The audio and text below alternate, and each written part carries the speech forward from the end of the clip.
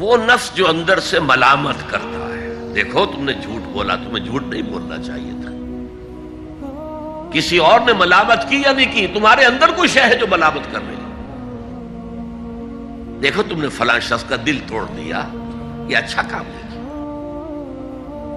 یہ ہے لوامہ جس کی قسم کھائی گئی، لا اقسم بیوم القیامت ولا اقسم بالنفس اللوامہ.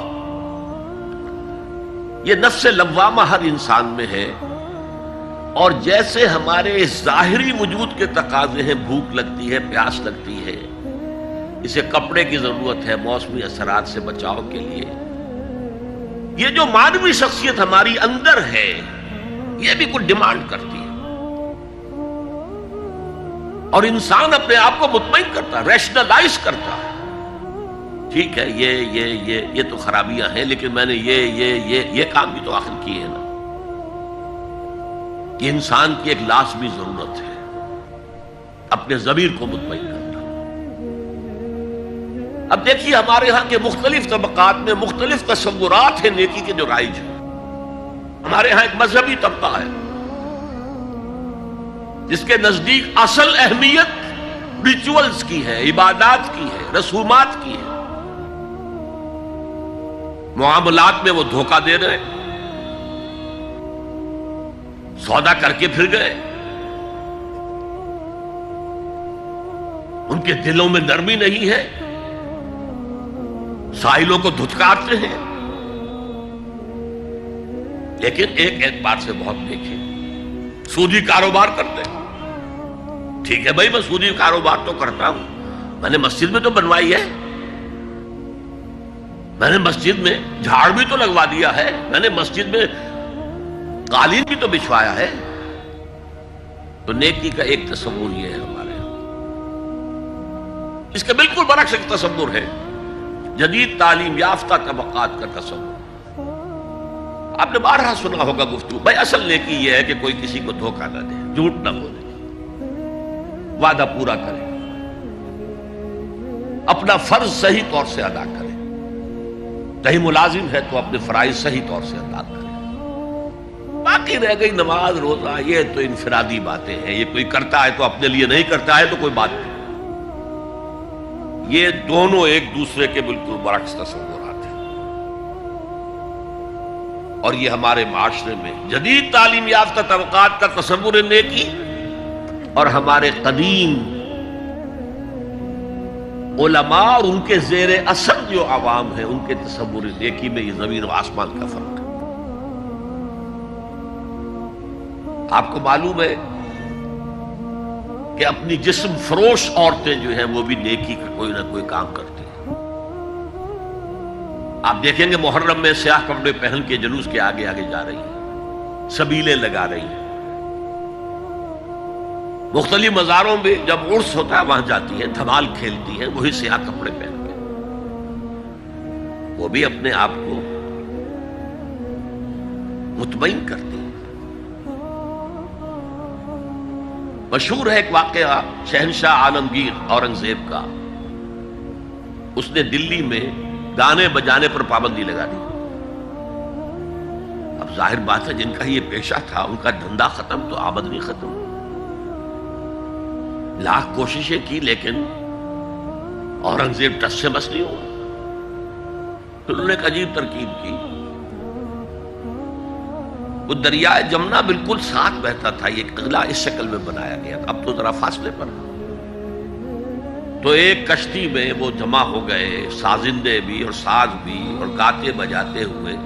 انہیں معلوم تھا فلاں وقت جو ہے بادشاہ جھروکے میں بیٹھ کر دریا کی سیر کرتا ہے، وہاں سے گزرے اور ایک شعر گاتے ہوئے گزرے. در کوئے نیک نامی مارا گزر نہ دارند، گر تو نمی پسندی تقدیر قدارا. در کوئے نیک نامی، یہ نیکی جو ہے اس کے کوچے میں ہمارا گزر ہی نہیں ہے. در کوئے نیک نامی مارا گزر نہ دارند، یہ تو اللہ کی طرف سے فیصلہ ہے، اس کی مقرر کردہ تقدیر ہے. گر تو نمی پسندی تغییر کل قضارا، اگر تجھے پسند نہیں ہے تو تقدیر بدل دے. تو بادشاہ ہنس پڑا اور اس نے کہا کہ ٹھیک ہے بھائی، گانے بجانے کی حد تک تمہیں اجازت ہے۔ تو ہر ایک طبقے کا اپنا ایک تصور ہے نیکی کا۔ جیسے میں نے پہلے عرض کیا، بڑے بڑے ڈاکو جو ہیں وہ اپنے علاقے کے بیواؤں یتیموں کی سرپرستی کرتے ہیں، ویسے نہایت درندگی، سفاکی، انسانی جان کی کوئی حیثیت ہی نہیں۔ تو نیکی اصل میں کس شے کا نام ہے، کون سی چڑیا کا نام ہے، نیکی حقیقت میں کیا ہے، وہ ہے اس آیت کا مضمون۔ میں مثال دیا کرتا ہوں، ایک عام قصہ ہے کہ کسی گاؤں میں پہلی مرتبہ ہاتھی آیا۔ اب وہاں نابینا لوگ جو تھے انہیں بھی پتہ چلا ایک عجیب جانور آیا ہے۔ وہ آئے اور کسی نے اس کی ٹانگ کو ٹٹولا۔ اس نے کہا ہاتھی ایک ستون کے مانند ہے۔ کسی کا اس کے کان کے اوپر ہاتھ پڑا، اس نے کہا چھاج کے مانند ہے وہ۔ کسی نے پیٹ کو ٹٹولا، بہت بڑا ڈھول ہے وہ۔ بالکل یہی معاملہ ہے نیکی کے تصور کے بارے میں۔ اڑائے کچھ ورق لالے نے، کچھ نرگس نے، کچھ گل نے، چمن میں ہر طرف بکھری ہوئی ہے داستان میری۔ کسی نے نیکی کا ایک حصہ لے لیا، کسی نے دوسرا لے لیا، کسی نے تیسرا لے لیا۔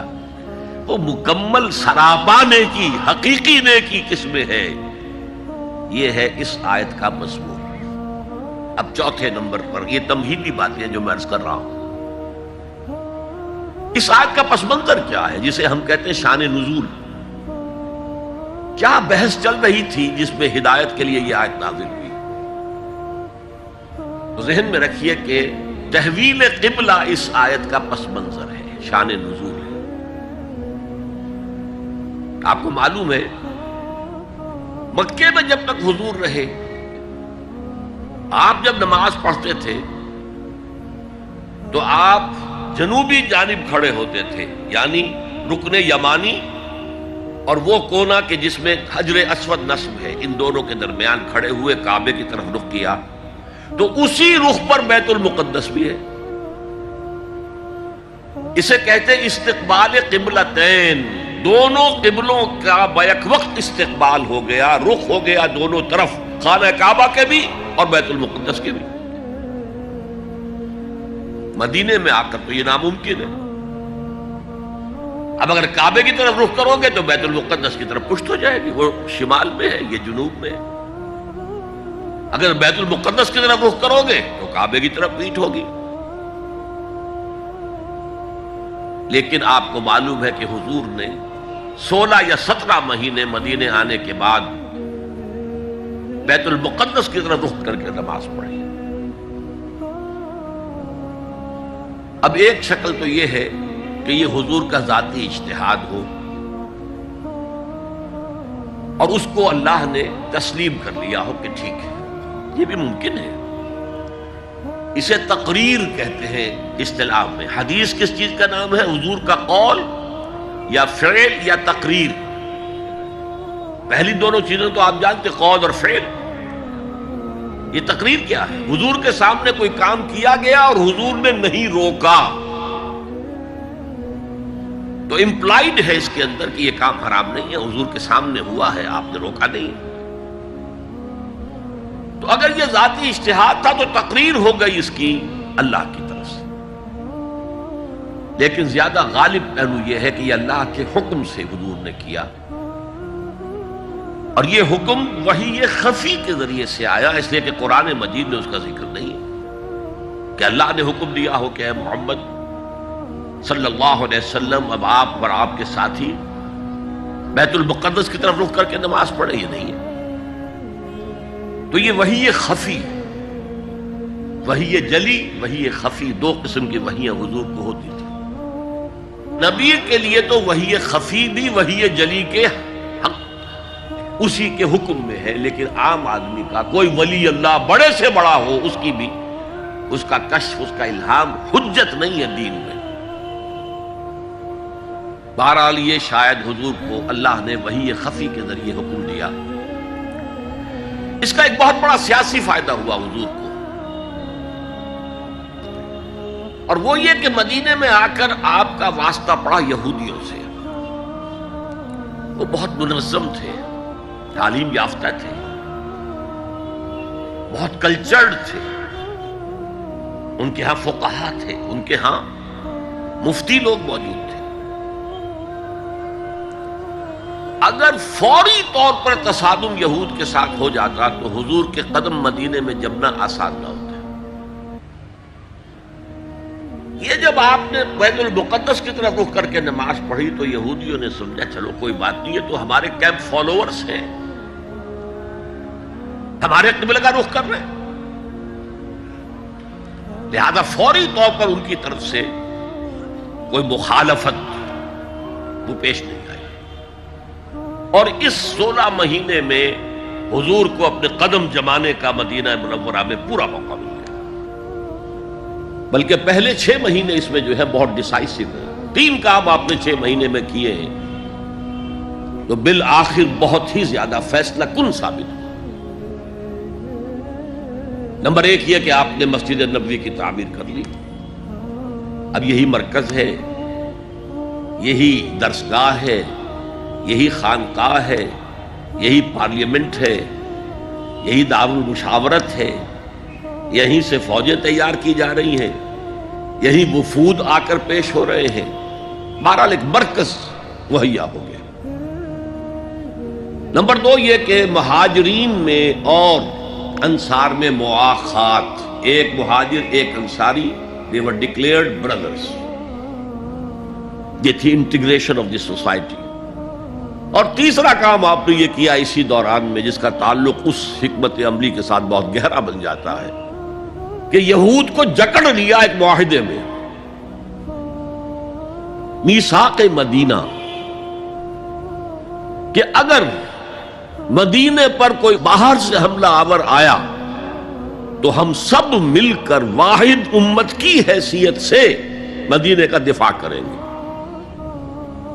جوائنٹ ڈیفنس آف مدینہ کا پیکٹ ہو گیا، اور یہ چیز بھی حضور کی کامیابی میں بہت فیصلہ کن ثابت ہوئی۔ تو اس اعتبار سے یہ تحویل قبلہ جب پھر ہوئی ہے، اور میں نے جو کہا تھا کہ اللہ نے ہی کوئی حکم دیا تھا وحی خفی کے ذریعے، وہ اس سے ثابت ہوتا ہے کہ نہ صرف بہت سے مہاجرین پر یہ بات شاخ گزر رہی تھی، خود حضور پر بھی شاخ گزر رہی تھی کہ میں پیٹھ کیے ہوئے ہوں کعبے کی طرف۔ چنانچہ قرآن مجید میں یہ آیا ہے قد نرا تقلب وجهك في السماء، اے نبی ہم آپ کے چہرے کا، نگاہوں کا آسمان کی طرف اٹھنا بار بار دیکھتے رہے ہیں۔ آپ منتظر تھے کہ وقت آئے، حکم آئے، وحی آئے اور میں رخ بدل دوں۔ وما جعلنا القبلة التي كنت عليها الا لنعلم من يتبع الرسول ممن ينقلب على عقبيه، یہ اللہ نے اپنی طرف منسوب کر دیا، اور ہم نے وہ قبلہ جس پر تم اب تک رہے ہو 16 مہینے 17 مہینے یہ مقرر کیا تھا تاکہ دیکھ لیں کہ کون ہے رسول کا اتباع کرنے والے اور کون ہے جو اپنے الٹے پاؤں پھر جانے والے۔ کیا مطلب ہے اس کا؟ مہاجرین مکے سے آئے تھے، ان کے دلوں میں عظمت جو ہے کعبے کی وہ پلی ہوئی تھی اندر ٹھوک ٹھوک کر۔ اب دیکھا اللہ نے حکم نہیں دیا وحی جلی کے ذریعے سے، یہ رسول کا حکم تھا، گویا کہ یہ ایک امتحان ہو گیا کہ کہیں تمہاری حمیت جاہلی، تمہاری محبت جو تمہیں کعبے سے ہے وہ تمہیں اسلام سے پھیر تو نہیں دیتی؟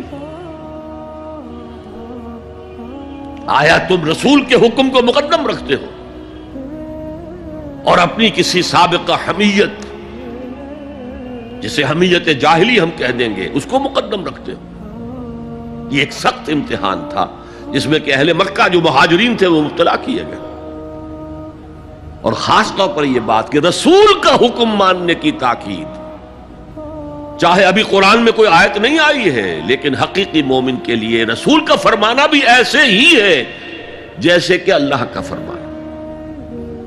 اس کی تربیت بھی ہو گئی۔ لیکن یہ کہ اکثر کا معاملہ یہ تھا کہ یہ معاملہ شاخ گزر رہا تھا، یہاں تک کہ حضور کا معاملہ بھی تھا قد نرا تقلب وجهك في السماء فلنولینک قبلۃ ترضاها، تو اے نبی ہم بدل دیں گے قبلہ وہ جو آپ کو پسند ہے، اب رخ کرو مسجد حرام کی طرف، فولوا وجوہکم شطر المسجد الحرام، اب اپنا رخ کر لو مسجد حرام کی طرف۔ چنانچہ مدینے میں ایک مسجد القبلتین ہے، جو حضرات گئے ہیں زیارت کرتے ہیں انہوں نے زیارت کی ہوگی۔ حضور مدینے سے باہر ایک قبیلے کی جگہ تھی، وہ وہاں گئے ہوئے تھے، کوئی دعوت طعام تھی، دوپہر کا کھانا تھا، اسی وقت ظہر کا وقت ہو گیا۔ حضور نے جماعت کھڑی کی اور قبلہ جو ہے بیت المقدس، اسی نماز کے دوران یہ آیات وہی نازل ہو گئی، آپ نے فوراً رخ بدلا اور پوری جماعت نے رخ بدل لیا، اور اسی لیے اس مسجد میں دو قبلے ہیں، دو محرابیں ہیں، ایک شمال کی جانب بیت المقدس کی جانب، دوسری جنوب کی جانب یعنی مکہ مکرمہ کی جانب۔ اب یہ تحویل قبلہ جو ہے یہ ہے بات اصل میں سمجھنے کی، ایک بہت بڑے فتنے کی بنیاد بن گیا۔ فتنہ آزمائش کو کہتے ہیں اور فتنہ فساد کو بھی کہتے ہیں۔ فساد یہودیوں کی طرف سے شروع ہوا، یہ کیسا نبی ہے جس کا قبلہ ہی معین نہیں؟ ابھی یہ شمال کی طرف رخ کر کے نماز پڑھ رہا تھا اور اب اس نے جو ہے جنوب کی طرف رخ کر لیا، کیسا رسول ہے یہ؟ کیسا نبی ہے؟ حضور کے خلاف لوگوں کو بھڑکانے کا انہیں اب ایک موقع ہاتھ آ گیا، اور آپ کے علم میں ہے کہ اوس اور خزرج کے جو عوام ہیں وہ یہود کے بہت زیر اثر تھے، بہت زیر اثر تھے۔ وہی بات کہ وہ سمجھتے تھے ہمارے پاس نہ کوئی شریعت ہے، نہ کتاب ہے، نہ کوئی قانون ہے، نہ ہمارے ہاں کوئی مفتی ہے، نہ قاضی ہے۔ ان کے ہاں تو کتاب ہے، شریعت ہے، مفتی ہے، قاضی ہے، ان کا تو بڑا کلچرڈ لوگ ہیں، تو ایک روب تھا ان کا۔ لہذا یہ ایک ان کو موقع مل گیا کہ اس پر لوگوں کے جذبات کو بھڑکائیں اور حضور سے برگشتہ کر دیں۔ دوسری طرف سادہ لو مسلمانوں کے اندر بھی ایک فتنہ بطور آزمائش آ گیا کہ اگر اصل قبلہ یہ تھا تو یہ 16 مہینے کی نمازیں تو ہماری اکارت گئی، غلط رخ پر پڑی ہم نے، اور نماز تو دین کا اصل ستون ہے، اور یہ نمازیں ہماری ضائع ہو گئی۔ یہ ان کے دلوں میں ایک وسوسہ پیدا ہوا۔ اس پہلو سے اس مسئلے پر بڑی مفصل گفتگو قرآن میں ہوئی ہے، میرے اور آپ کے لیے، بلکہ مجھے اعتراف ہے کہ میں یہ سوچتا رہا اتنی مفصل گفتگو بار بار فولوا وجوہکم شطر المسجد الحرام، فولوا وجوہکم شطرہ، یہ بار بار پورے 2 رکوع قرآن مجید میں، سورہ بقرہ کا 17واں رکوع، 18واں رکوع اسی پر،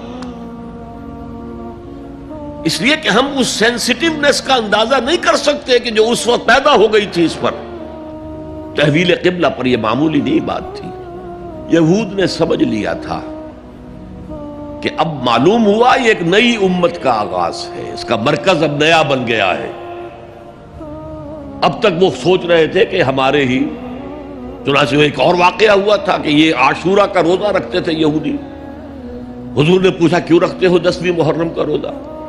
انہوں نے کہا کہ اصل میں ہمیں جو نجات ملی تھی فرعون سے، اور فرعون کو جو غرق کیا گیا تھا لاؤ لشکر سمیت، وہ 10 محرم کو ہوا تھا، ہم شکرانے کے طور پر روزہ رکھتے ہیں۔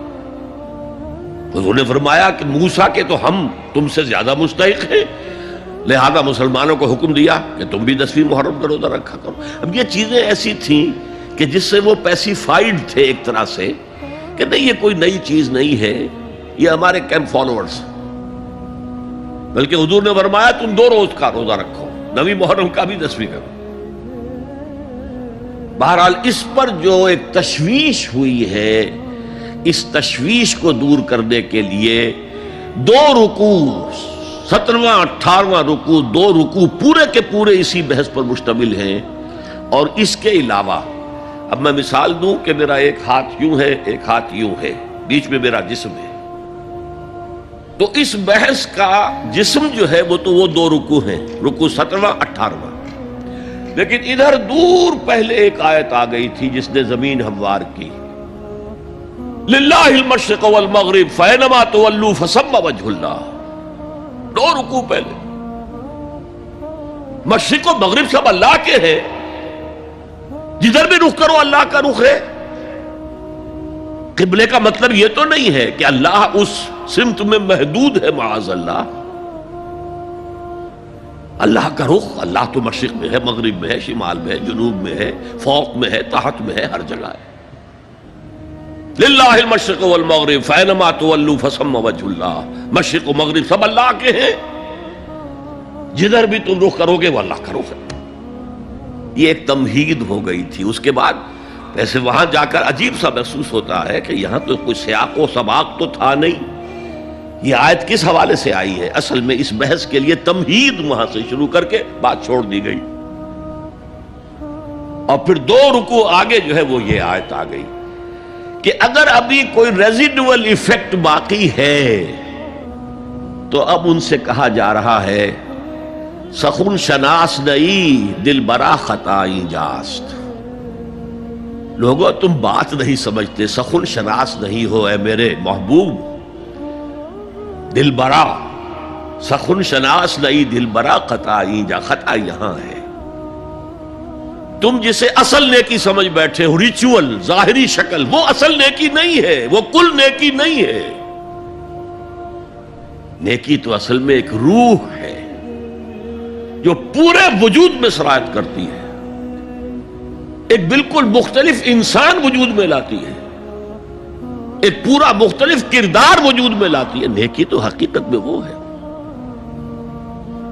جیسے کہ ہمیں معلوم ہے نماز کا ایک ظاہر ہے، فقہ اس سے بحث کرے گی، لیکن اصل نماز آپ کو اللہ کی حضوری کا شرف حاصل ہوا، کچھ حضور قلب میسر آیا، کوئی خشوع و خضوع ہوا،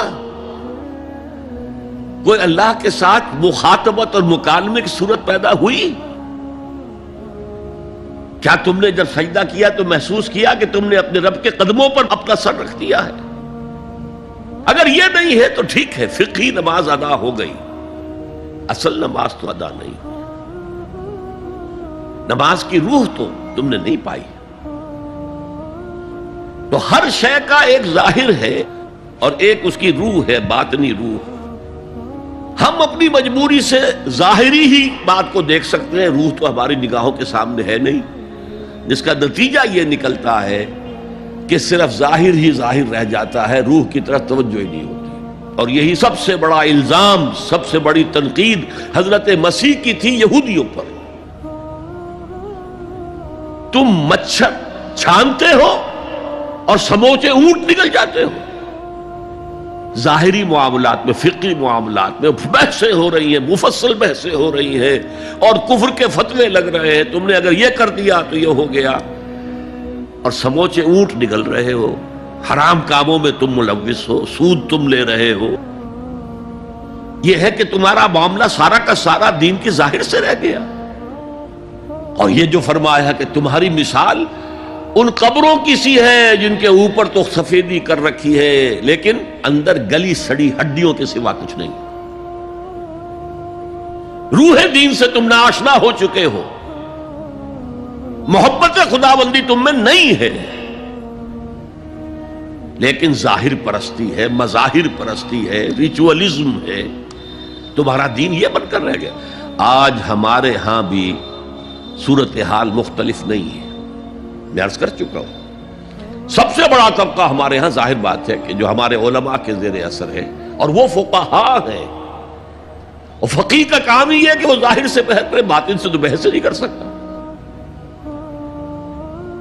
لہذا ریچولز ہی ریچولز رہ گئے ہیں، حقیقی روح ہر شے کی ختم ہو چکی ہے۔ رہ گئی رسم اذاں روح بلالی نہ رہی، اور فلسفہ رہ گیا تلقین غزالی نہ رہی۔ نماز و روزہ و قربانی و حج یہ سب باقی ہے، تو باقی نہیں۔ اب آئیے اس پر غور کیجئے، جو میں نے عرض کیا تھا لیس البر، اب زبر اور پیش میں زمین و آسمان کا فرق ہو جاتا ہے۔ لیس البر ہوتا جیسا کہ ہے سورہ بقرہ میں آگے جا کر، لیس البر ان تاتوا البیوت من ظہورہا، ان کے ہاں یہ قاعدہ تھا یا ایک رواج ہو گیا تھا کہ اگر احرام باندھ کر گھر سے نکل آئے اور اب کسی ضرورت سے گھر جانا پڑا، دروازے سے نہیں داخل ہوں گے، ایک دفعہ احرام باندھ کے نکل آئے، اب کیسے جائیں واپس؟ تو گھر کے پچھواڑے سے دیوار پھلانگ کے جاتے تھے۔ تو وہاں کہا یہ کوئی نیکی نہیں ہے۔ لیس البر ہوتا تو اس کا مطلب ہوتا سرے سے کوئی نیکی نہیں ہے، یہ تو ہمارا من گھڑت ایک خیال ہے۔ لیس البر یہ خبر ہے جسے مقدم کیا گیا ہے، اور اس کا مفہوم اب ہو گیا حصر کا، کل نیکی یہ نہیں ہے، یعنی نیکی کا ظاہر بھی ضروری ہے۔ یہ نہ سمجھو کہ نماز کا ظاہر کوئی معنی نہیں رکھتا، طہارت حاصل ہوئی ہے یا نہیں ہوئی ہے، وضو صحیح ہوا ہے یا نہیں ہوا ہے، جو پانی استعمال کیا تھا وہ بھی پاک تھا کہ نہیں تھا، یہ ساری چیزیں ضروری ہیں، دین کا ظاہر بھی ضروری ہے۔ یہ نہ نفی کیجئے کہ ان فقہا کا کیا ہے، ظاہر ہی کو لیتے ہیں۔ ہمارے ہاں بعض جو ہے انتہا پسند جو ہے، جو ملنگ ٹائپ صوفی ہوتے ہیں، ایک تو حقیقی کوئی صوفی ہو، ایک ملنگ تھا، وہ ان تمام چیزوں کو چھوڑ بیٹھتے۔ جیسے میں نے آپ کو شعر سنایا تھا اور اختلاف بھی کیا تھا، مولانا روم نے کچھ زیادتی کی ہے، سختی کی ہے، انداز بیان اچھا نہیں ہے کہ ماز قرآن مغزہ برداشتیم استخاں پیش سگاں انداختیم، ہم نے قرآن سے اس کا اصل مغز جو ہے وہ کشید کر لیا ہے، ہڈی کا گودا ہم نے کھینچ لیا، اب ہڈی خالی ہمیں پھینک دی ہے۔ یہ ہمارے صوفیہ میں سے بعض کا طرز عمل رہا ہے جو غلط ہے۔ نہیں، ظاہر بھی اہم ہے، ظاہر بھی نیکی ہے۔ صلو کما رأیتمونی اصلی، نماز پڑھو اسی طرح جیسے مجھے دیکھتے ہو کہ میں نماز پڑھتا ہوں، ظاہر بھی کنفرم کرنا چاہیے اس کے ساتھ، لیکن اصل شے نماز میں توجہ ہے، انابت ہے، خشوع ہے، خضوع ہے، حضور قلب ہے۔ لہذا یہاں ترجمہ ہوگا کل نیکی یہی نہیں ہے کہ تم اپنے چہرے مشرق اور مغرب کی طرف کر لو، یہ تو ایک ظاہر ہے۔ اور اس میں مجھے غالب کا شعر یاد آ رہا ہے، قبلے کو اہل نظر قبلہ نما کہتے ہیں، ہے پرے سرحد ادراک سے اپنا مسجود، جسے ہم سجدہ کر رہے ہیں وہ تو ہمارے ادراک اور شعور اور وہم اور خیال اور تصور اور تخیل سے وراء الورا وراء الورا وراء الورا ہے، پرے سرحد ادراک سے اپنا مسجود، قبلے کو اہل نظر قبلہ نما کہتے ہیں، یہ کعبہ تو قبلہ نما ہے۔ بہرحال اب اس کی نفی کرتے ہوئے، جزوی نفی، کلی نفی نہیں ہے، لیس البر، کل نیکی یہ نہیں ہے کہ تم اپنے چہرے مشرق اور مغرب کی طرف کر لو، ولکن البر، بلکہ نیکی اس کی ہے، یہاں پر بھی اب لفظ محذوف ہے، ولکن البر بر من آمن باللہ والیوم الآخر، نیکی تو حقیقت میں اس کی ہے۔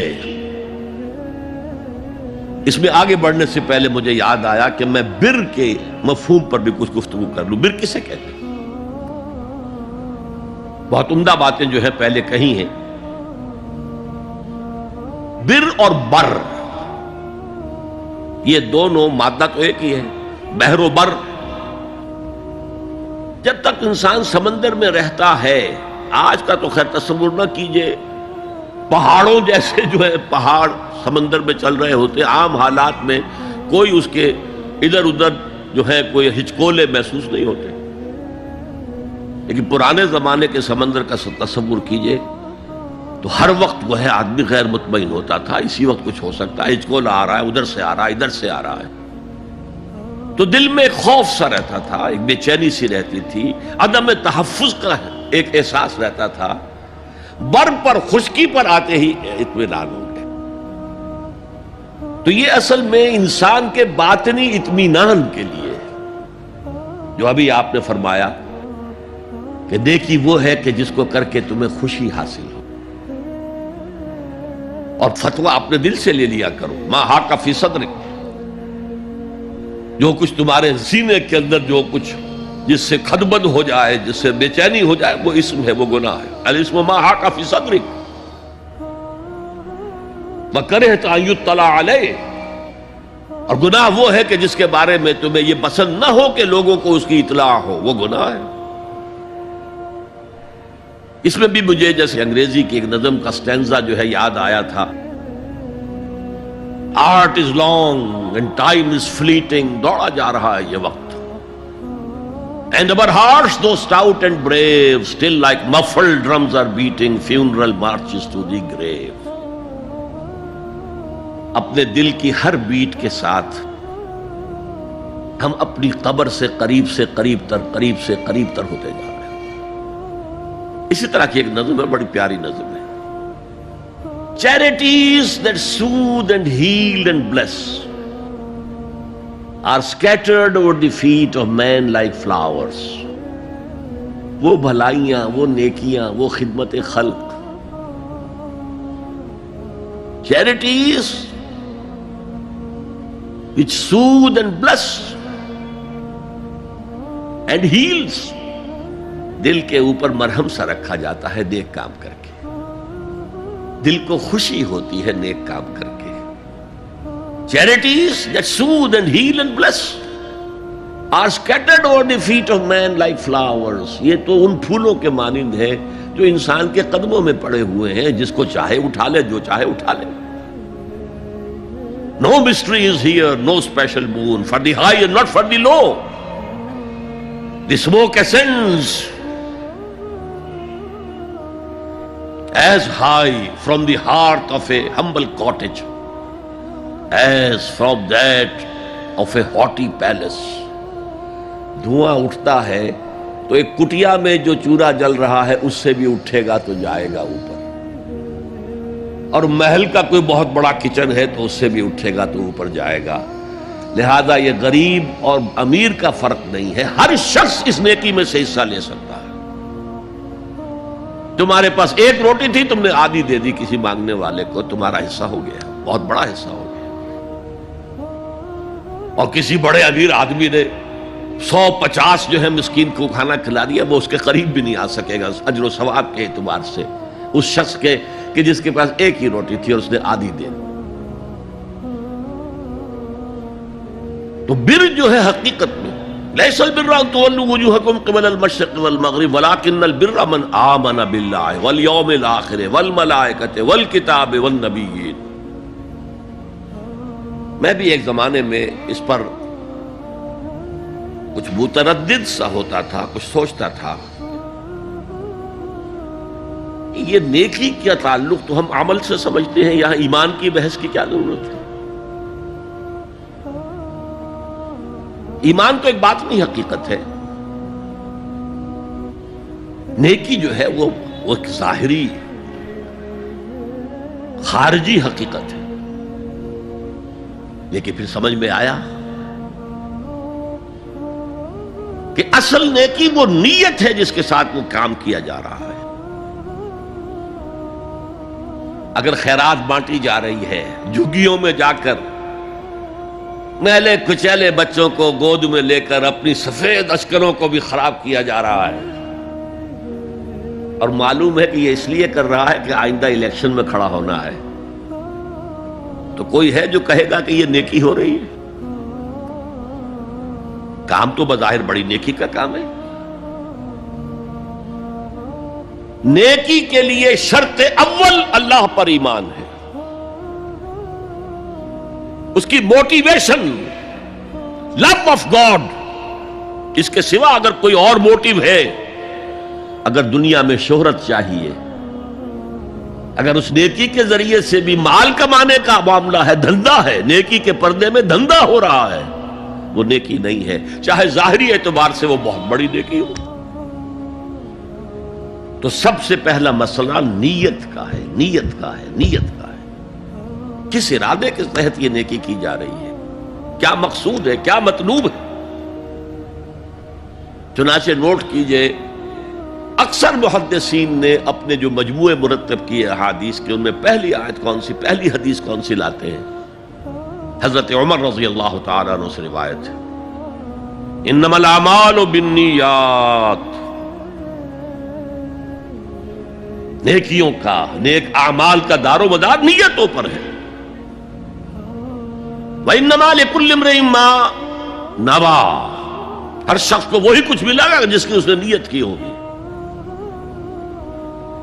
فمن كانت ہجرته الى اللہ ورسولہ فہجرته الى اللہ ورسولہ، جو کوئی ہجرت کر رہا ہے، مکے میں گھر بار چھوڑ کر جا رہا ہے، اپنے وطن کو ترک کر کے جا رہا ہے مدینے کی طرف، صرف اللہ اور رسول کے لیے، اس کی ہجرت اللہ اور اس کے رسول کے لیے۔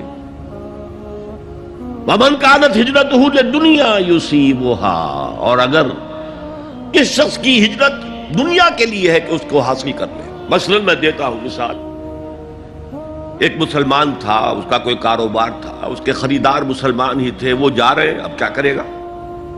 مشرکوں نے سو تو اس کا سامان نہیں لینا، اب وہ بھی چلے جا رہے ہیں۔ یہ اللہ کو معلوم ہے کہ اس کے ہجرت کا اصل سبب کیا ہے، ہم نہیں طے کر سکتے، لیکن اللہ کے ہاں جو کھاتا کھلا ہوا ہے، اس کی یہ ہجرت جو ہے اللہ اور اس کے رسول کے لیے شمار نہیں ہوگی۔ وَمَنْ كَانَتْ هِجْرَتُهُ لِدُنْيَا يُصِيبَهَا أَوْ امْرَأَةٍ يَنْكِحُهَا، یا کسی عورت کے لیے ہو کہ اس سے نکاح کرے، کسی خاتون سے وہ شادی کا خواہش مند تھا، وہ خاتون ہجرت کر کے مدینے چلی گئیں، اب یہ بھی باندھے کچے دھاگے سے بندھے ہوئے چلے جا رہے ہیں، تو یہ تو در حقیقت اس عورت کے کھاتے میں ہجرت جائے گی، اللہ اور اس کے رسول کی ہجرت میں نہیں۔ تو اصل شے یہ ہے، نیکی کا وہ کام جس کا ظاہر بھی نیکی کا ہو اور باطن بھی ہو، کہ موٹیویشن صرف اللہ کی رضا ہو، اللہ کی محبت اور اللہ کی رضا کا حصول، یہ ہے پازیٹو موٹیو۔ ایک نیگیٹو سائیڈ بھی ہے، سب لوگ ذہنی اعتبار سے اتنے بلند نہیں ہوتے کہ اللہ کی محبت وہی اصل محرک بن جائے۔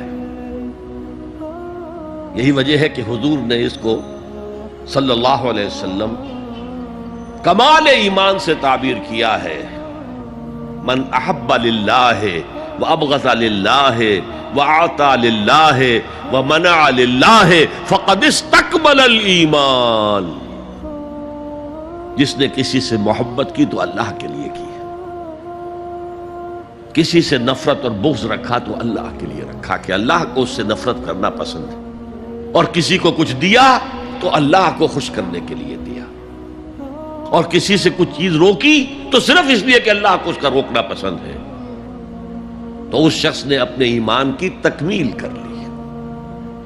اگر اس کا موٹیو خالص ہو گیا ہے اللہ کی محبت اور اللہ کی رضا کا حصول، تو اصل میں نیکی ہے، ورنہ چاہے بظاہر کتنی ہی بڑی نیکی نظر آئے وہ نیکی نہیں۔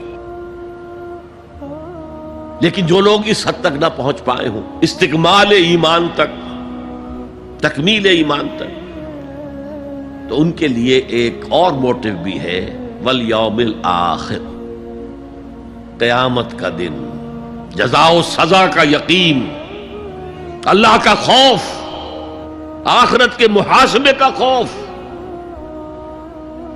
خوف بھی ایک بہت بڑا موٹیو ہے، بہت بڑی موٹیویٹنگ فورس ہے۔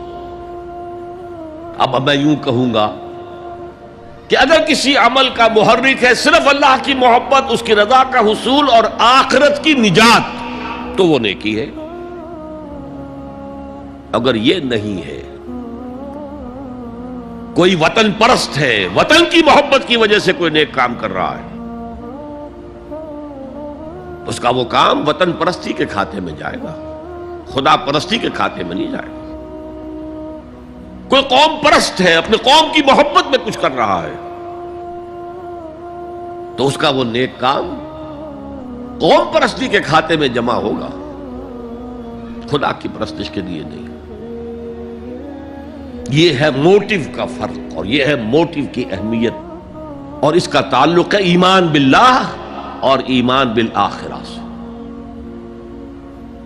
ایک حدیث میں حضور نے فرمایا کہ قیامت کے دن سب سے پہلے 3 اشخاص کا معاملہ پیش ہوگا۔ ایک وہ تھا کہ جو اللہ کی راہ میں جنگ کرتا ہوا مارا گیا تھا، دنیا میں شہید سمجھا جا رہا تھا۔ ایک وہ تھا جسے اللہ نے علم بہت دیا تھا اور اس نے علم کو پھیلایا، خوب پھیلایا۔ اور ایک وہ جس کے پاس جس کو اللہ نے بہت دولت دی تھی اور اس نے دولت جو ہے نیکی کے کاموں میں، بھلائی کے کاموں میں، غربا، یتامیٰ، مساکین کے لیے خرچ کیا۔ اب اللہ پوچھے گا ان شہید صاحب سے کہ دیکھو میں نے تمہیں صحت دی تھی، جسمانی قوت دی تھی، تم نے کیا کیا؟ وہ کہے گا اے اللہ میں نے تیرے لیے قتال کیا اور اپنی جان دے دی۔